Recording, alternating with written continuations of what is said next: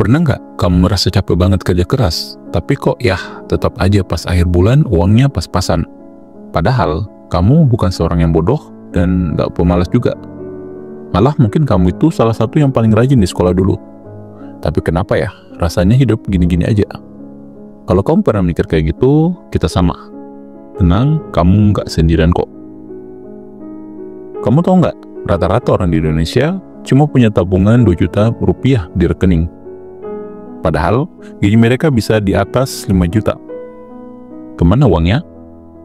Ya habis buat gaya hidup yang nggak direncanakan.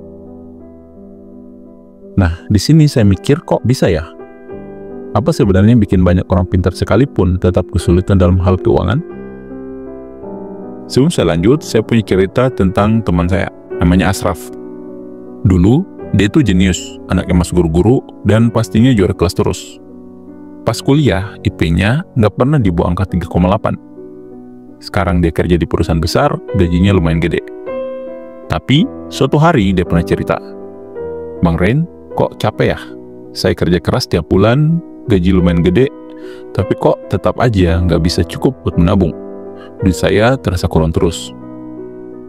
Saya yang dengar itu langsung mikir, "Loh, kok bisa? Kamu kan pintar. Seharusnya nggak mungkin dong ini terjadi."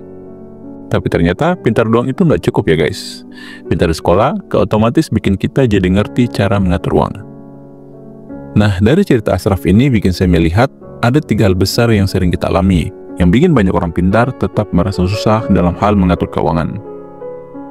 Pertama, kita nggak pernah diajarin cara ngatur uang. Di sekolah kita belajar banyak hal, rumus matematika, fisika, sejarah, hafalin ini dan itu. Tapi ada nggak guru yang ngajarin kita cara mengatur keuangan? Gimana cara nabung yang benar? Atau gimana caranya biar uang kita bisa nambah, bukan malah habis terus?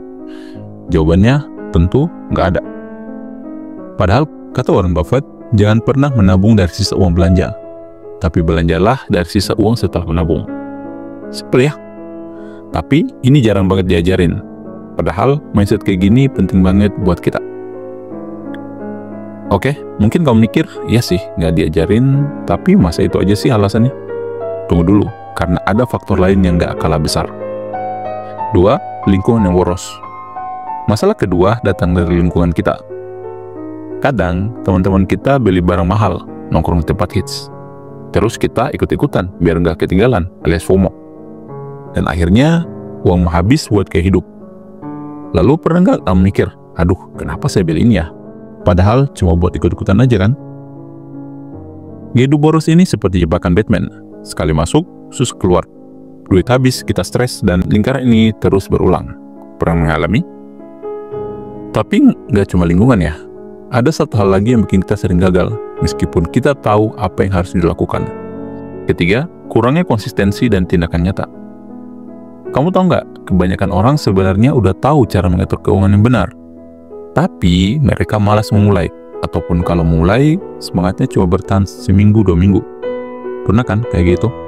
Misalnya kamu udah ada niat nabung nih, tapi pas ada diskon, kamu langsung cepat-cepat beli, takut kehabisan. Nah, ini masalah besar. Karena pintar doang nggak cukup kalau kamu nggak punya konsistensi. Percuma tahu banyak hal, tapi kamu nggak pernah bertindak.